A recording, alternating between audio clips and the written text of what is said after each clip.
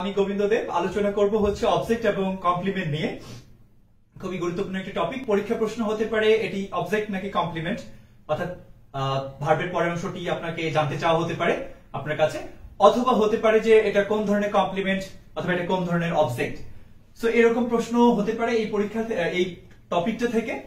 এবং এর বাইরে যেটা হচ্ছে যে আপনি যদি এই অবজেক্ট কমপ্লিমেন্টের নিয়ম না জানেন তাহলে আপনি কারেকশন করতে পারবেন না অথবা পিন পয়েন্ট এরর্স করতে পারবেন না। সো এই জন্য আমাদের কিন্তু টপিকটা ইম্পর্টেন্ট। সো আমরা চলে যাচ্ছি, প্রথমেই বলে নিচ্ছি যে কমপ্লিমেন্ট এটা নিয়ে আমরা আলোচনা করব। কমপ্লিমেন্ট শব্দ কিন্তু আরেকটা কাছাকাছি আছে যেটা স্পেলিং এ একটুখানি ডিফারেন্ট। এরকম একটা স্পেলিং আছে দেখবেন আই দিয়ে, এটা হচ্ছে কমপ্লিমেন্ট ই দিয়ে, PLEMENT, আর হচ্ছে COMPLIMENT। এই কমপ্লিমেন্ট মানে কিন্তু হচ্ছে প্রশংসা, ঠিক আছে? এটা মানে হচ্ছে প্রশংসা। তো আর এটার মানে হচ্ছে কিন্তু পরিপূরক। তো আমরা কিন্তু এটা নিয়ে আলোচনা করব, পরিপূরক অর্থাৎ যেটা পরিপূর্ণ করতে সহায়তা করে সেটাই হলো কমপ্লিমেন্ট, কমপ্লিট করে যেটা সেটাই কমপ্লিমেন্ট। আর এটা হলো কমপ্লিমেন্ট, প্রশংসা বোঝায়। আমরা ফেসবুক বা কেউ কোথাও প্রশংসা করলে তখন আমরা বলি যে হচ্ছে thank you for your compliment, সেটা। তো আমরা এই কমপ্লিমেন্ট নিয়ে আলোচনা করছি। কমপ্লিমেন্ট এবং অবজেক্টের মধ্যে তফাৎ আছে। আমার আগের ভিডিও যদি কেউ দেখে না থাকেন, লিঙ্কিং ভার্ব এবং অ্যাকশন ভার্ব, তাহলে দেখে নেন, কারণ ওইটার সাথে এটা কিছুটা রিলেটেড, না হলে বুঝতে পারবেন না। তো আমি প্রথমে এক্সাম্পলে যাচ্ছি, কারণ আমরা সচরাচর এক্সাম্পল দিয়ে আমি শুরু করি সব সময়, এক্সাম্পল আগে নি তারপর মূল আলোচনায় যাই। সো তিনটা এক্সাম্পল আমি লিখে রেখেছি। রুহুল ইজ আ প্রফেসর, আরটা হচ্ছে যে রুহুল প্রিপেয়ার্ড আ কোয়েশ্চেনিয়ার, রুহুল বিকামস হেল্পলেস। এখানে প্রশ্ন করতে পারে এই জায়গায় আপনাকে যে এই অংশটি কি অবজেক্ট নাকি কমপ্লিমেন্ট। এখানে কোয়েশ্চেনিয়ার এটা কি হচ্ছে অবজেক্ট নাকি কমপ্লিমেন্ট, হেল্পলেস অবজেক্ট নাকি কমপ্লিমেন্ট। প্রফেসর এটা হলো কমপ্লিমেন্ট, সংক্ষেপে লিখলাম। এটা হলো অবজেক্ট, এটা হলো কমপ্লিমেন্ট। কেন? এখন আমরা মূল আলোচনায় আসি যে অবজেক্ট সবসময় ট্রানজিটিভ ভার্বে হয়। হ্যাঁ, transitive verb. And transitive verb কিন্তু আবার এক ধরনের অ্যাকশন ভার্ব। হ্যাঁ, অ্যাকশন ভার্ব। এখন এই ট্রানজিটিভ ভার্ব এবং ইনট্রানজিটিভ ভার্ব যাদের ধারণা নেই, আমরা জানি যে ট্রানজিটিভ ভার্ব মানে হচ্ছে যে ভার্বটার অবজেক্ট থাকবে, যে ভার্বটা সবসময় অবজেক্ট ফলো করবে, অর্থাৎ অবজেক্ট থাকবে যার, সেটা হলো ট্রানজিটিভ। আর যার অবজেক্ট থাকবে না সেটা ইনট্রানজিটিভ।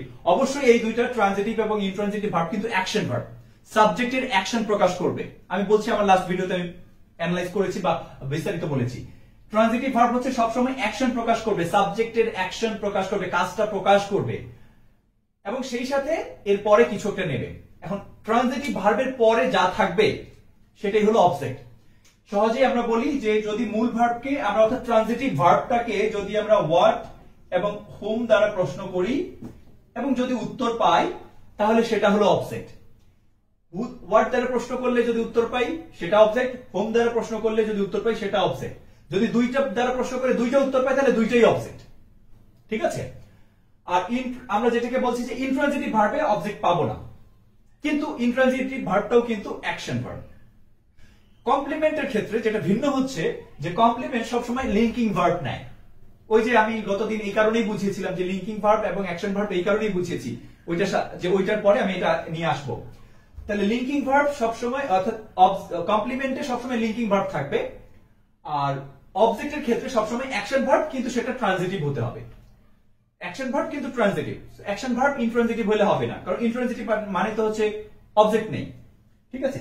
এখন কথা হচ্ছে যে আমরা যেটা বলছি যে ট্রানজিটিভ ভার্ব, কিন্তু এই ট্রানজিটিভ ভার্বের পরে যে অংশটা থাকবে সেটা অবজেক্ট। তাহলে কি কি থাকতে পারে অবজেক্ট হিসেবে, আমরা কি কি পেতে পারি? আমরা সহজেই জানি যে অবজেক্ট হিসেবে আমরা মূলত হচ্ছে যা পাই সেটা হচ্ছে noun or noun equivalent. Noun equivalent মানে হচ্ছে যে নাউন যে জায়গায় বসছে, নাউনের পরিবর্তে যা যা বসতে পারে সেটাই হলো নাউন ইকুইভ্যালেন্ট। সো নাউনের পরিবর্তে কি কি বসতে পারে? এক হচ্ছে প্রোনাউন বসতে পারে, হ্যাঁ। দুই হচ্ছে যে নাউন ফ্রেজ হতে পারে। তিন নম্বরে হচ্ছে নাউন ক্লজ হতে পারে, তাই না? Noun clause. তাহলে এই তিনটা হচ্ছে আপনি অবজেক্ট হিসেবে পেতে পারেন ট্রানজিটিভ ভার্বের পরে। সো ট্রানজিটিভ ভার্বের পরে কিভাবে পাচ্ছি আমরা একটা করে এক্সাম্পল দেখি সংক্ষেপে। সো আপনি নাউন তো পাবেনই, যেমন ধরেন আমরা এখানে যদি বলি যে she insulted ইনসাল্টেড সুমন। হ্যাঁ, তাহলে এখানে আমরা অবজেক্ট হিসেবে সুমন পেলাম। এটা হচ্ছে অ্যাকশন ভার্ব এবং একই সাথে ট্রানজিটিভ ভার্ব, কারণ এরপর একটা অবজেক্ট নিয়েছে। মূল ভার্বকে যদি আপনি হোয়াট অথবা হুম দ্বারা প্রশ্ন করেন তাহলে উত্তর পাবেন এটা। ঠিক আছে, আর যদি আমরা একদম বইয়ের সংজ্ঞায় বলতে চাই যে অবজেক্ট কি, তাহলে বলতে হবে whatever or whoever receives the action of the subject is called object। অর্থাৎ সাবজেক্টের যে অ্যাকশনটা, এই অ্যাকশনটা যে রিসিভ করে, সেটা ব্যক্তি হতে পারে, বস্তু হতে পারে, এই রিসিভ করে যে, সেটাই হলো অবজেক্ট বইয়ের ভাষায়। ঠিক আছে, যে এই যে ইনসাল্ট করার কাজটা, এটা রিসিভ করেছে এ সুমন, তাকে ইনসাল্ট করেছে, রিসিভ করেছে, তাহলে এই সুমন হলো অবজেক্ট। সাবজেক্ট যে কাজটা করছে, অ্যাকশন যেটা, এই যে ভার্বটা, এই অ্যাকশনটা যে রিসিভ করছে সুমন, এই হলো এটা অবজেক্ট। তাহলে যেটি রিসিভ করে, এখানে ব্যক্তি হতে পারে, বস্তু হতে পারে, কোনো গুণ হতে পারে, সেটা, তাহলে এটা হলো আমাদের অবজেক্ট। তাহলে আমরা নাউনকে অবজেক্ট হিসেবে পাচ্ছি। এখন যদি আমরা এটা জাস্ট শি ইনসাল্টেড হিম, তাহলে প্রোনাউনকে আমরা অবজেক্ট হিসেবে পাবো। আবার আমরা যদি বলি যে শি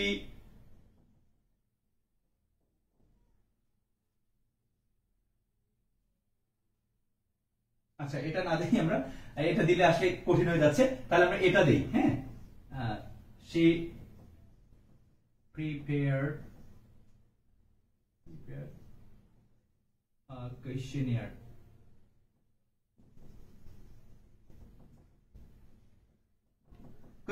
ওই যে আগের এক্সাম্পল, এটা আর কি কিছুটা। হ্যাঁ, she prepared a questionnaire, এটা যদি আমরা করি তাহলে সহজ হয় আপনাদের বোঝার জন্য, কারণ ওই এক্সাম্পলটা দিলে কঠিন হয়ে যেত। she prepared a questionnaire, তাহলে এখানে আমরা মূল অবজেক্ট হিসেবে পাচ্ছি দুইটা জিনিস, a and questionnaire, আর্টিকেল এবং নাউন। আর্টিকেলকে অ্যাডজেক্টিভ হিসেবে ধরা হয়, ডিটারমিনার। ঠিক আছে, আর কোশ্চেনার হচ্ছে নাউন। তাহলে আমরা কোশ্চেনার, তাহলে আমরা হচ্ছে এখানে একটা ফ্রেজ পাচ্ছি। তাহলে ফ্রেজ হিসেবে, অবজেক্ট হিসেবে আমরা একটা ফ্রেজ পাচ্ছি, তাহলে আমাদের এটাও হলো অবজেক্ট। তাহলে অবজেক্ট হিসেবে আমরা নাউন, প্রোনাউন অথবা নাউন ফ্রেজ, এরপর হচ্ছে আমরা একটা নাউন ক্লজ পেতে পারি। ঠিক আছে, কিরকম, যেমন ধরেন এরকম যদি হয়, আমরা লাস্ট এক্সাম্পল নিচ্ছি অবজেক্টের ক্ষেত্রে। হ্যাঁ, আই নো, যদি আমরা এরকম লিখি যে I know what your father's name is। হ্যাঁ, এটা যদি হয়, তাহলে I know what your father's name is, so এটা হচ্ছে আমার মূল ভার্ব হচ্ছে নো, অ্যাকশন ভার্ব এবং একটা অ্যাকশনের মধ্যে ট্রানজিটিভ ভার্ব, কারণ এরপর অবজেক্ট আছে। এটা পুরোটা একটা ক্লজ যেখানে সাবজেক্ট আছে এবং ফাইনাইট ভার্ব আছে, ফাইনাইট ভার্ব এবং সাবজেক্ট আছে। তাহলে মূল ভার্বকে যদি আপনি প্রশ্ন করেন কি জানি, I know, আমি জানি, কি জানি, what your father's name is, তাহলে পুরো ক্লজটা হচ্ছে আমার উত্তর হিসেবে আসছে। তাহলে এই পুরো ক্লজটা কিন্তু হচ্ছে আমাদের অবজেক্ট। হ্যাঁ, এবং এটা কিন্তু নাউন ক্লজ। ঠিক আছে, এটা একটা নাউন ক্লজ, কারণ অবজেক্ট তো, অবজেক্ট হলে সেটা নাউন ক্লজ হবে। Noun equivalent, noun, pronoun, noun phrase, noun clause. Phrase যদি হতো তাহলে নাউন ফ্রেজ, ক্লজ হলে নাউন ক্লজ, সহজ হিসাব। তাহলে আমরা এইরকম অবজেক্ট হিসেবে আমরা কখনো একটা শব্দ, একের বেশি শব্দ, আবার একের বেশি শব্দ কিন্তু সাবজেক্ট ফাইনাইট ভার্ব থাকছে, সেটা ক্লজ। আর সাবজেক্ট ফাইনাইট ভার্ব নাই কিন্তু একের বেশি শব্দ আছে, সেটা ফ্রেজ, অবজেক্টের জায়গায়। আমি অবশ্যই ফ্রেজ এবং ক্লজ নিয়ে আরো একদিন আসবো ক্লাসে। তো এখন আমরা তাহলে অবজেক্ট সম্পর্কে মোটামুটি ক্লিয়ার হলাম যে অবজেক্ট সবসময় অ্যাকশন ভার্ব এর মধ্যে ট্রানজিটিভ ভার্ব নেয়, এবং মূল ভার্বকে প্রশ্ন করলে হোয়াট এবং হুম দ্বারা প্রশ্ন করলে উত্তর পাওয়া যায় যেটা সেটা। এখন অবজেক্টকে আমরা জানি যে অবজেক্ট দুই রকমের হতে পারে, তাই না, দুই রকম। তাহলে কমপ্লিমেন্ট কত রকম হতে পারে? কমপ্লিমেন্ট হতে পারে তিন রকমের। ঠিক আছে, এক হচ্ছে নাউন, নাউন কমপ্লিমেন্ট, দুই নম্বর হচ্ছে অ্যাডজেক্টিভ কমপ্লিমেন্ট, সংক্ষেপে লিখছি, তিন নম্বর হচ্ছে অ্যাডভার্ব, অ্যাডভার্ব কমপ্লিমেন্ট। হ্যাঁ, সংক্ষেপে লিখলাম। আর অবজেক্ট আমরা জানি যে এটা হচ্ছে ডাইরেক্ট অবজেক্ট, আর একটা হচ্ছে ইনডাইরেক্ট অবজেক্ট। ডাইরেক্টটা হচ্ছে বস্তুবাচক, আর এটা হলো ব্যক্তিবাচক। হ্যাঁ, তো বস্তুবাচক, ব্যক্তিবাচক, এটার মধ্যে একটা নিয়ম শুধু ফলো করতে হয় যে আপনি যখন সেন্টেন্স এরকম লিখছেন, আমি এখানে লিখছি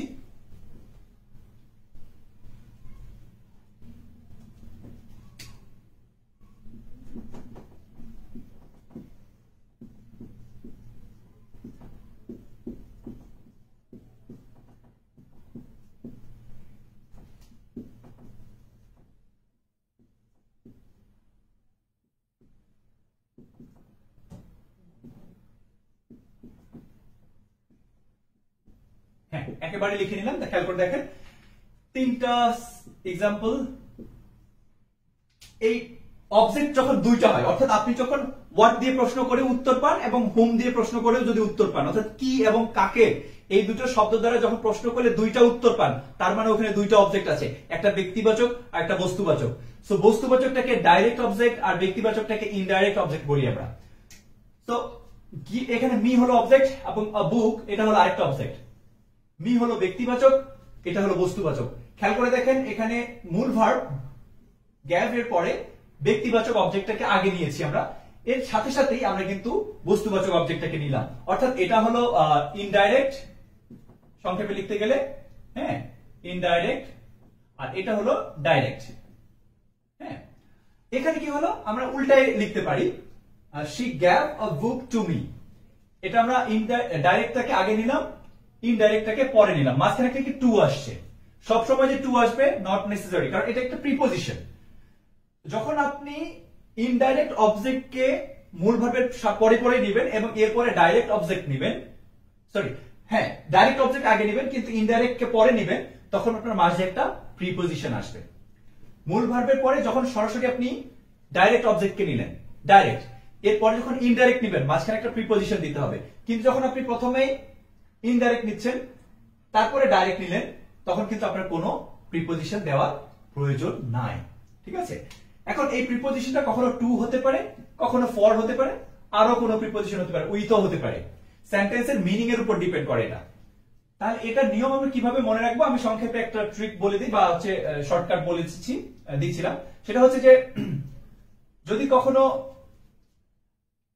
ডিরেক্ট অবজেক্ট আগে নেন, এই যেটা ডিরেক্ট অবজেক্ট, তাহলে এটা মনে রাখলেই হবে ডিপিআই, ডট পার ইনস নয়, direct object preposition indirect object, ব্যাস।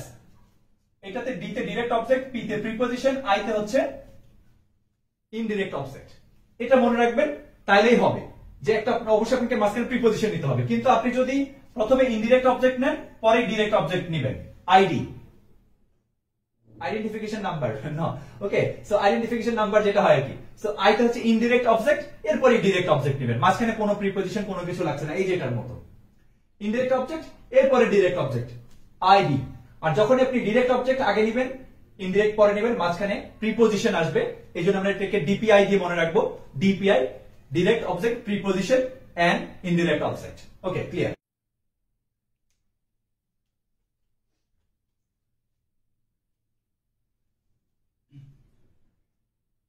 তো আমরা তিন রকম কমপ্লিমেন্টের কথা বলেছি। কমপ্লিমেন্ট তিন রকমের, noun complement, adjective complement, adverb complement. ঠিক আছে, তাহলে আমরা এখন দেখি নাউন কমপ্লিমেন্ট, এই তিন রকমের কমপ্লিমেন্ট কিভাবে আসে।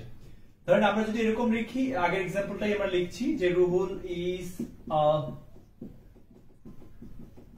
প্রফেসর, এটা এখানে ইজ হলো লিঙ্কিং ভার্ব, তাই না?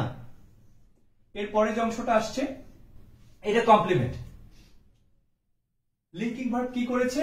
সাবজেক্ট রুহুল এর একটা নতুন তথ্য দিয়েছে, হ্যাঁ, যে রুহুল একজন প্রফেসর, একটা তথ্য দিয়েছে। তাহলে এটা কি করছে? রুহুলকে রিনেম করছে, তাই না?